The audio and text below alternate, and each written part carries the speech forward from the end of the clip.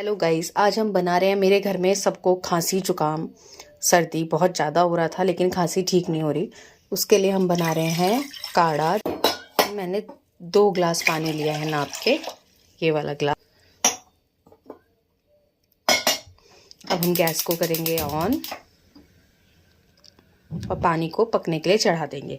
इस काढ़े में डालने के लिए मैंने लिया है कच्ची हल्दी, अदरक, 4 लौंग, 7-8 काली मिर्च, गुड़, दालचीनी, इलायची, सौंफ और सौंठ। अदरक और हल्दी को मैंने कद्दूकस कर लिया है। अब ये जो अदरक और हल्दी है, इसको मैं डाल दूंगी पानी में। ये बॉयल होगा और गुड़ को हम थोड़ा रुक के डालेंगे। और ये जो चारों चीज़ है, इसको हम पीस थोड़ा सा क्रश करके डालेंगे इसमें, जिसको आदित्य कूटेंगे।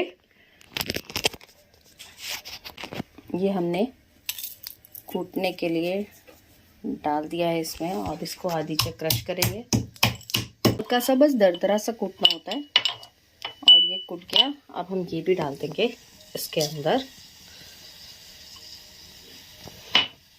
सर्दी के लिए ये काढ़ा बहुत अच्छा है, क्योंकि इसमें कच्ची हल्दी डली है, थोड़ा सौंठ भी डला है। ये देखिए, सौंठ भी मैं डाल दूंगी इसी में।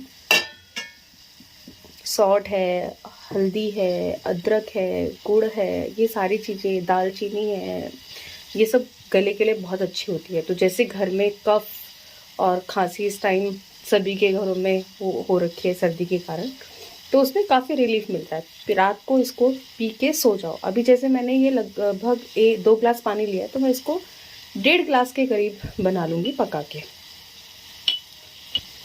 अब हम इसमें ये गुड़ भी डाल देंगे, जिससे ये भी पिघल जाएगा। और लास्ट में जब ये पक जाएगा, तो हम इसमें यूज़ करेंगे फॉरएवर का हनी। मैं फॉरएवर का हनी यूज़ करती हूँ। आप जो हनी यूज़ करते हो आप इसमें वो डाल लेना, लेकिन ये डालना है पकने के बाद। और यकीन मानिए गाइस, इसकी खुशबू भी इतनी सौंधी सौंधी आ रही है, और इसको बच्चे भी आराम से पी सकते हैं। आप बच्चे को आराम से पिला सकते हो। मैं अपने बेटे को पिलाती हूँ, बच्चे भी आराम से पी लेंगे। और गुड़ है, गुड़ की वजह से मिठास है, थोड़ा सा हल्का सा गले में लगता है, क्योंकि अदरक है इसमें, काली मिर्च है इसमें, बट ये फ़ायदा बहुत करता है। देखिए गाइस, ये पक पक के कितना कम हो गया। अब मैं इसमें इसी स्टेज पर मैं डालूंगी इसमें हनी थोड़ा सा।